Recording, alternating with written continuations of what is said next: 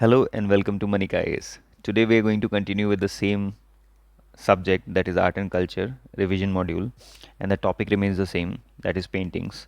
These are another 20 questions that we are going to look in this video, starting with the 11th question. Consider the following statements regarding the Indian paintings. Number statement 1. Mewar painting focuses on courtly scenes including the royal processions, battles, palatial life. Krishnagar painting is noted for the classic work of Bani Thani. That is important. Bani Thani has already been asked in the UPSC prelims examination. Statement 3 is Patna Kalam reflects everyday rural or urban social interactions. And number 4, Thangka painting is rooted in Buddhism and is traditionally made on silk incorporating embroidery. So here all the four statements are correct, and the question is which of the given option is correct. Only one statement is correct is not the right answer. Only two statements are correct, not the right answer. Only three statements are correct, not the right answer. Option 4, all the statements are correct. So here the only thing that you should be knowing, the most important thing is about Bani Thani. Okay, as already highlighted that it has been asked in the UPSC examination, and it's a form of Krishnagar painting. Moving on to question number 12. Consider the following regarding Rajasthani painting. It exclusively focuses on abstract forms without narrative content. अब narrative क्या होता है और abstract क्या होता है, we'll just discuss it. Second option is it drew literary inspiration from texts such as Geet Govind and Chaura Panchasika. Statement 3 is Lord Krishna in these paintings is typically depicted in dark hues, for simply मतलब है इसका dark color such as blue or black. Option 4 is it retains strong Hindu thematic elements and local narratives even after Mughal interaction. Obviously हमने पिछले video में भी देखा है that Rajasthani painting has an inclination and kind of has a correlation with Mughal paintings. तो ये statement 4 is correct. Statement 3 is also correct because Lord Krishna को डिपिक किया जाता है डार्क ह्यूज में, फॉर एग्जांपल ब्लू और ब्लैक कलर, जो हम बहुत सारे पेंटिंग्स और भी लॉर्ड कृष्णा के हैं उसमें भी हम देखते हैं. It Drew inspiration from Geet Govind and Chaura Panchasika. Very important, Geet Govind is one of the most important topics. हम इसको लिटरेचर में भी पढ़ते हैं when we read about Indian literature. Then also we read about Geet Govind. And the first statement it exclusively focuses on abstract forms without narrative content, ये statement wrong है. ठीक है, so statement 2, 3 and 4 is correct. So here the answer will be only 3 statements are correct. अब narrative और abstract का मतलब क्या होता है. Abstract art does not try to represent real people. जब हमने अभी देखा है दैट एब्स्ट्रैक्ट फॉर्म में नहीं है, नैरेटिव फॉर्म में है. Reason is this, narrative form is having certain sort of stories. जब हम लॉर्ड कृष्णा के बारे में बात करें तो हो सकता है वो रासलीला डिपिक कर रहा हो, तो ये नैरेटिव है, एब्स्ट्रैक्ट नहीं है. एब्स्ट्रैक्ट हो गया that doesn't have a real existence, right. So basically most of the Indian paintings are narrative in nature. For example जैसे कि टेलिंग स्टोरीज हो गए, सीन्स हो गए, एनिमल्स, ह्यूमन फिगर्स हो गए, ठीक है, माइथोलॉजिकल रॉयल लाइफ और फोकलोर हो गया. तो this is the meaning of narrative. And abstract mean doesn't have a real existence, अगर आप इसको सिंपली समझना चाहते हो. ठीक है, consider the following statements about Mughal painting during the Jahangir time. अब जहांगीर के टाइम में ना the Mughal painting actually reached it's epitome, one of the highest point it reached. It employed the use of halos behind royal figures to imply divine status. That is a correct statement. It introduced portraiture painting including focusing on single figure realism. That is also correct. आप जहांगीर के time की जो भी painting देखोगे, this time we have not included paintings, eventually will try to incorporate in our lectures also. So उसमें एक single figure को portrait, for example if Jahangir has a rose in his hand, वो portrait बहुत famous है. And Jahangir holding a rose, simple उनको ही portrait. आज भी अगर हम पोर्ट्रेट फॉर्म में जब भी पिक्चर लेते हैं तो उसमें क्या होता है, पोर्ट्रेट फॉर्म में एक सिंगल इमेज को ही हम टारगेट करते हैं. ठीक है, and it has more clarity. तो इस टाइम में ये बहुत रेलिवेंट था. So here C is the right answer, both 1 and 2. ठीक है, question number 14, consider the following about Mughal painting during Jahangir. ठीक है, it exclusively emphasise abstract and non representational themes. अब मैंने आपको एब्स्ट्रैक्ट के बारे में बता ही दिया है. पोर्ट्रेचर अभी हमने डिस्कस किया. इन इस workshop emphasize refined life like single figure depictions. Correct statement है. Jahangir was an avid painter and closely observe flora and fauna. This is also correct. Flora के बारे में मैंने आपको बताई है. जब आप देखोगे जहांगीर की पेंटिंग्स में तो mostly some sort of garden is depicted. Okay.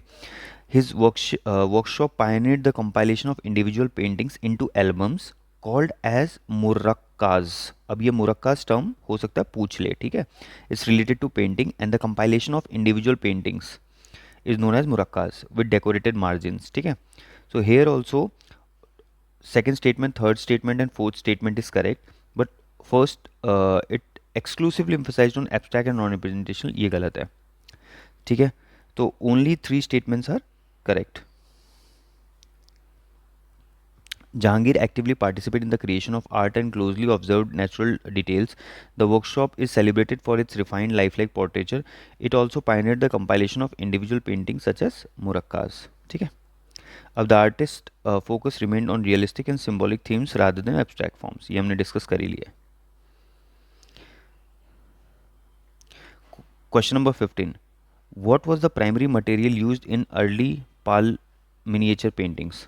अब सबको पता है जैसे पाल अर्ली पालास के टाइप पे जो पेंटिंग होते थे वो पाम लीव्स पे होते थे. ठीक है, it was not would panels, it was not silk, it was not cotton cloth. The answer is D. Pal miniatures flourished in eastern India, basically in Bihar region under the Pal dynasty. The art forms और बंगाल में भी कह सकते हैं इसको. Palas were basically जो bigger Bengal province था वो कह सकते हैं. These art forms were typically produced on perishable materials which sliced and flattened palm leaves. ठीक है. Question number 16, which theme is primary depicted in miniature painting of western India. अभी हमने just पिछले क्वेश्चन में क्वेश्चन नंबर 15 में देखा है miniature painting in eastern India. Here we are talking about miniature painting in western India. तो miniature painting जब western India में हम देखते हैं तो बेसिकली वहाँ पे जैन थीम्स हैं focusing on the life of Vardhaman Mahavir. ठीक है, here option B is correct. Western miniature painting evolved in the regions such as South Rajasthan and Gujarat. The primary thematic focus was Jainism, especially the life of Vardhaman Mahavir and the texts such as Kalpasutra. Now here Kalpasutra is important. जब हम Jainism और Buddhism as a topic भी पढ़ते हैं तो वहाँ पे बहुत सारे स्क्रिप्चर्स हैं. ठीक है, Kalpasutra being one of the prominent scriptures in Jainism. Moving on to the next question, question number 17. Consider the following statements regarding Indian painting. The Pahari school flourished in hilly regions and includes the substyles such as Kangra, Guler and Chamba. The Rajasthani school is subdivided into several groups including Mewar, Bundi, Kota and Jaipur. Rajput paintings embraces the traditions such as Baramasa and Ragamala which personify months and musical notes. अगर आप देखोगे राजपूत जो paintings है basically Rajasthani school of painting they focuses on Barahmasa. Barahmasa here reflects the 12 months right. और जो seasons होते हैं वो भी डिपिक्ट किए जाते हैं. सपोज अगर रेनी सीजन है तो थोड़ी डस्की और थोड़ी डार्क और क्लाउडी वाली पेंटिंग होंगी. ठीक है, Ragamala has a depiction of bit of music वाली थीम्स होंगी उसमें. ठीक है, so here all the statements are correct. D answer है ऑल ऑफ द अबव. अब हमने देख ही लिया राजस्थान स्कूल ऑफ में मेवाड़, बूंदी, कोटा, जयपुर है. पहाड़ी वाले में Kangra, Guler and Chamba in the hilly regions of Himachal basically. Question number 18, regarding the Mughal painting consider the following statements. Shahjahan era is recognize for ornate portrait painting with elaborate gold and silver borders. Under Akbar, the miniature style become dominant with very few instances of large scale wall paintings. अब यहाँ पे एक statement है which can directly be asked for conceptual clarity. For example, Akbar के time पे miniature paintings were prominent during the Mughal era. Mughal painting began during Humayun, everybody knows it, who brought distinguished Persian painters into the traditions. Basically, Humayun got two famous painters और कारखाने बनाए गए थे and these कारखानाs become very famous during the Akbar time. Option 4 is Jahangir's period saw a growing emphasis on nature with artists specialising in depicting birds animals and flora. अभी हमने बात किया ही था flora and fauna during the period of Jahangir, ठीक है। So basically ये सारे लोग इन्वॉल्व थे, but the only person who was not involve in this whole Mughal painting was, can anybody guess that? It was Aurangzeb, ठीक है। Aurangzeb was not involve in this.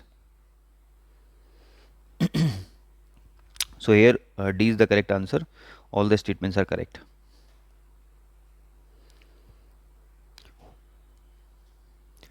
Question number 19. Consider the following statements regarding major painting sites. Ajanta Ellora is very important. Ellora features paintings dated to between 7th and 9th centuries with multi-religious themes. Ellora में हम तीनों religion देख सकते हैं in paintings. For example, we have Hinduism, we have Buddhism, we have Jainism also. But Ajanta we have mainly Buddhism. Mainly क्या? सिर्फ Buddhism ही है. We don't have Hinduism and Jainism, but Ellora में पाया जाता है, दैट्स वाई। और अजंता का आप टाइम पीरियड भी देखोगे तो it was much earlier than Ellora, ठीक है। Sitanavasal caves हैं are associated with Jain themes under Pallava patronage. Again, this is a very important fact, has been asked earlier also in the UPSC prelims examination. ठीक है, Sitanavasal caves में कौन से paintings depicted हैं, इलोरा में कौन से हैं, अजंता में कौन से हैं. Here we are just talking about paintings, but eventually when we come to sculpture and architecture also, then also we see a lot of questions, and eventually we'll take up the next topic as sculpture only, sculpture and architecture. So here all the three statements are correct. C is the right answer. अभी हमने यहाँ पे लिखा हुआ है जैसे सितनावसल केव किसके time में था, तो here we can see Pallava, like Ellora who were the prominent kings and kingdoms or let's say rulers during this time. Ajanta के टाइम में भी who were the main patronage, ठीक है। तो you will see those questions also. Question number 20. Consider the following statements regarding Ajanta and Ellora caves. They primarily depict Jataka stories. अब Jataka story क्या है? Jataka story simply reflect the previous life of Buddha, who did not go for salvation but wanted the other common people to be awakened, right? That is the story of Buddha. बहुत सारी stories हैं जातका stories में, life of Buddha and royal patronage scenes भी होते हैं, ठीक है। अजंता एलोरा में Ellora extends the artistic tradition through a range of religious themes such as Buddhism, Hinduism and Jainism, ठीक है। अब एलोरा में हमने डिस्कस किया ये दीज थ्री प्रोमिनेंट रिलीजन में ऑलरेडी देयर, बट अजंता में सिर्फ बुद्धिज्म थी, ठीक है। अब आपको अगर कोड चाहिए तो ए बी आप याद कर सकते हो, A for Ajanta, B for only Buddhism, ठीक है। एलोरा के लिए हम तीनों रिलीजन को डिपिक्ट करते हैं। So here both the statements are correct, both 1 and 2। There are two types of painting, जैसे यहाँ पे मुरल लिखा हुआ है, एक फ्रेस्कोज भी होती है, ठीक है, फ्रेस्को पेंटिंग भी होती है, वो हम डिस्कस करेंगे अदर टेक्निक्स में। जैसे कि technique sometimes blend fresco methods are prepared on surfaces, ठीक है, वहाँ पे काउडंग भी यूज़ करते हैं, then eventually the colour absorption is much better on the wall, ठीक है, और काफ़ी टाइम तक रिटेन भी रहती है। अगर आप अजंता एलोरा आज भी विजिट करते हो तो you can still see those pictures and they might look very real to you, right. For example Padmapani is a very famous painting which is commonly you can आप ब्राउज भी कर सकते हो इंटरनेट पे, या अगर 11th NCERT देखोगे तो उसमें भी डिपिक्टेड है, ठीक है। So that is the technique which keeps the painting very fresh. I hope this was helpful. आज के लिए बस इतना ही। Again will meet next time with a new lecture. Till then thank you so much.